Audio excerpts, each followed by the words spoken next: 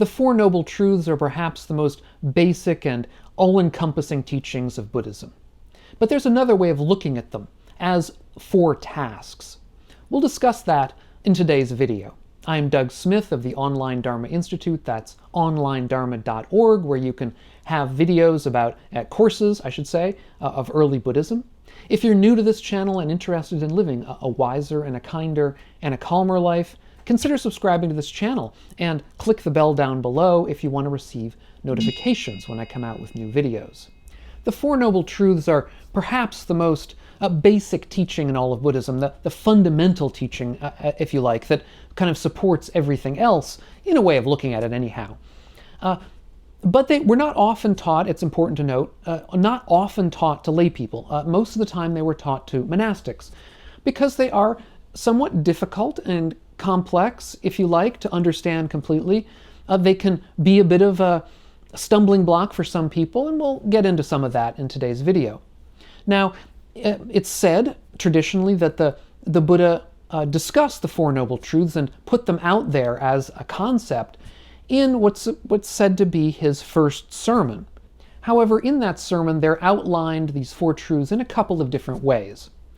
First of all, they're outlined as truths. That is to say, there's the truth of what's called dukkha, which is oftentimes translated as suffering, although I think a better translation would be unsatisfactoriness. That is to say that there's much in our life that is unsatisfactory, and that even in fact, that all parts of our life, if seen in a certain way, are unsatisfactory, even the good parts. And we'll get to some of that. But that's the first. The second truth is the truth that the origin of this unsatisfactoriness is in craving. That is to say, our kind of bottomless craving for things to be other than they are, or for things to remain the way they are. This kind of craving that seems always to be with us, that is the origin of our feeling of unsatisfactoriness. And the third noble truth is the truth of the extinction of craving. That is to say that there is an end, that we can, by certain ways of practicing and thinking and being in the world, we can find ways to actually make this craving go away. And first of all, it'll just be for moments, but hopefully, in the longer term, we can make that persist for longer and longer. And the fourth noble truth is the truth of the path to the extinction of craving, which many of us will know as the Eightfold Path. This is a path of practice that we undertake involving various aspects of correct thinking, of wise action, that is ethical action, and of meditation as well, meditative practices. These things together form the backbone of our practice. Now, although they are described in this way in a text which is supposed to be the first sermon of the Buddha, that's traditionally considered the first sermon of the Buddha, a number of scholars have looked at that text and have noted certain irregularities in it that lead some of them to believe that in some portions of the text, the word truth, in the sense of Four Noble Truths, the word truth itself may have been added later. That is to say, they weren't seen as truths. Now, this discovery has led some people nowadays to consider that perhaps these were not known as truths ever in the early texts, and that the notion of them as truths is a later kind of introduction. But I'll just leave it that goes well beyond the evidence. They're described as truths many, many different places, and it doesn't really matter for our purposes anyhow. However, what I do want to emphasize in this video is that in this first sermon, the Buddha also talks about these four whatevers in a different way. Now, Justin Whitaker and I wrote a paper about this. I did a video on the paper. I'll put a link to it up, or I should say down in the show notes. It's easier just to put them down in the show notes. In our paper, we discussed this other way of looking at things as the four things that we should do. That is to say, they're framed not as truths, but as things to do, as ethical kinds of actions we should take in the world. And Stephen Batchelor has put it much more concisely, he's a very good writer, as the four tasks.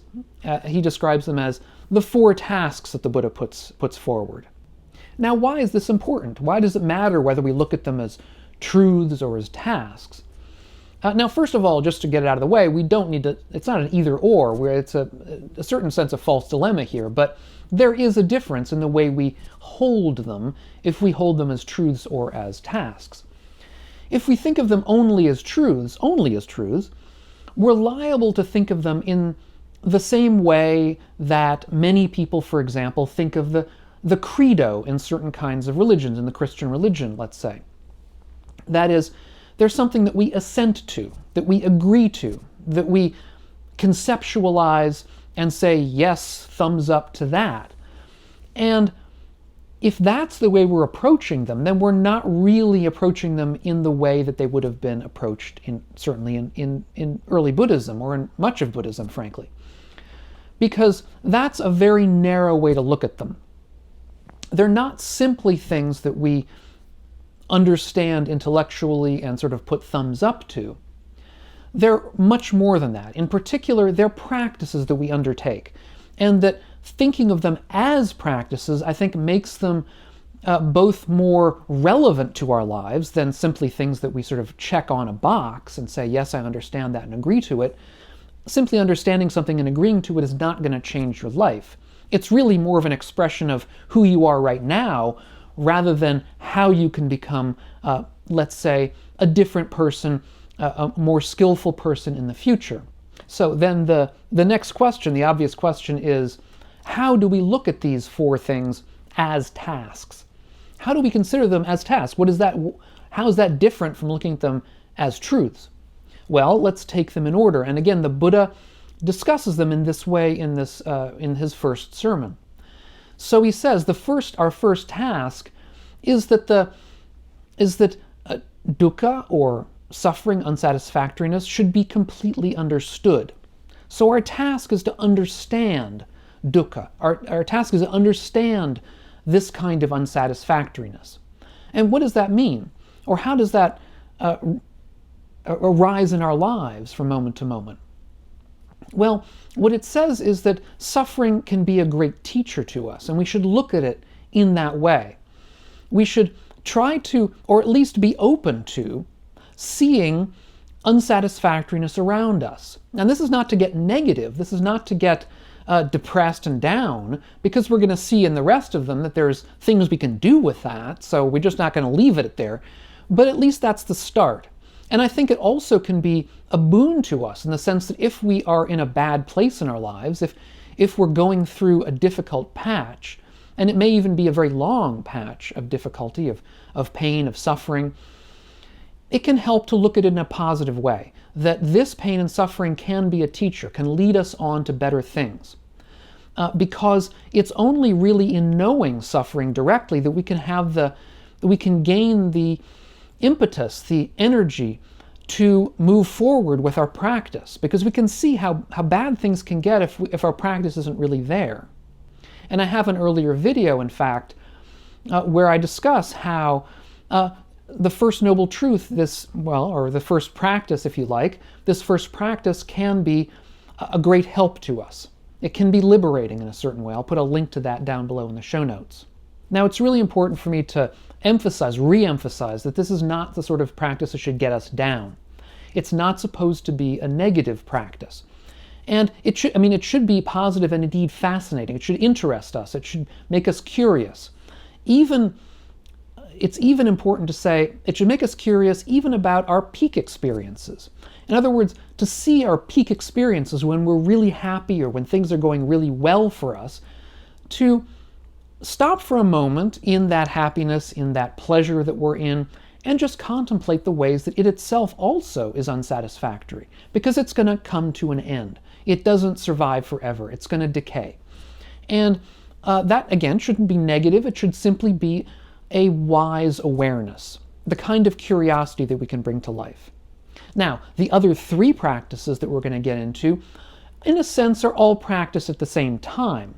So, in a certain sense, this way of looking at the Four Noble Truths as four practices is kind of like looking at dukkha, knowing dukkha as one practice, and the other three sort of come together. And I think you'll see what I mean as I go along here. The second task or practice is to release craving. So we have to find ways, or we should in our practice find ways to release the natural craving we have towards aspects of our lives. We crave things to be different when we are in a place of suffering, in a difficult place. We crave for things to remain the same when we're in a place of happiness and pleasure. And that craving, those cravings, can make the bad situation worse, and indeed taint the good situation by making it prone to unhappiness when it decays. So in both of these circumstances, we should practice the release of craving, of trying to find ways in our lives that perhaps we can crave less, become less attached to things. The third task is, it's said, to realize the cessation of craving. Now, this is a tall order, of course, because to truly realize the cessation of craving, we have to become awakened. And while that is indeed the task we're trying to accomplish to some extent here, we're probably not going to do it anytime soon, at least for most of us. But the point is clear. In other words, what we're trying to do is to realize cessation of craving. And while that task will not be completed necessarily anytime soon, we can nevertheless try to realize it in small ways. In other words, be open to an experience where craving disappears, even just for a moment or a minute or a small period of time.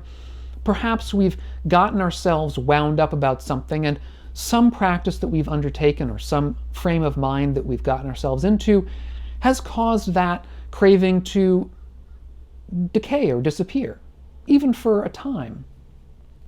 That can be an experience of this kind of cessation, or at least a baby cessation, and it's realizing that that's part of our practice. So just to become aware of those stages and celebrate them. Give yourself a thumbs up if you like. I mean, in other words, to make good, positive experiences in your life be the kinds of things that you become aware of in yourself, because it's becoming aware of those positive things that makes practice easier and smoother. Now, the fourth and final task here will perhaps come as no surprise to you. It's to develop the Eightfold Path. The Eightfold Path is the most famous early Buddhist map of a path of practice. And so, of course, if we are viewing these Four Noble Truths as practices, then what we want to do in the final one is to develop this path, is to practice the path. And I'm actually going to be having a course over at the Online Dharma Institute out on a deep dive into the Eightfold Path later on this spring. I'll put a link to it down below in the show notes when it's out. But for now, just keep your eyes open and ears out, and we'll talk about it later this spring. But in any event, these are ways, for looking at the Four Noble Truths as practices is a way, I think, a very skillful way of bringing the Noble Truths into our lives, rather than just simply thinking of them as things that we check off in boxes. Bring them to our lives in a moment-by-moment way. And indeed, one of the ways, I think, of looking at the Four Noble Truths, the aims, if you like, of Buddhist practice, is to reduce stress in our lives. That's really, in some way, I mean, at least in one way of looking at things, what we're after here is to deal with the ordinary and even extraordinary stresses that we undergo. And one contemporary translator of these early texts, Thanissaro Bhikkhu, translates dukkha, that is unsatisfactoriness, or oftentimes thought of as suffering. He translates dukkha as stress. In other words, he explicitly says what we're trying to do is end stress in our lives. That may be going a little too far, but at least stress is a big deal here. And as a result, I have an earlier video on dealing with chronic stress in our lives, the issues behind it, the causes of it, and how we can deal with it. And I think that's a place to look right now. I've got a video of it up on the screen, a link to it. You can click there, and I hope that that's useful to you. Thanks so much to all of you, to my patrons over on Patreon. Thank you to you. You should join them if you haven't, and I hope we'll catch you on the next one of these videos. And meanwhile, all of you, be well.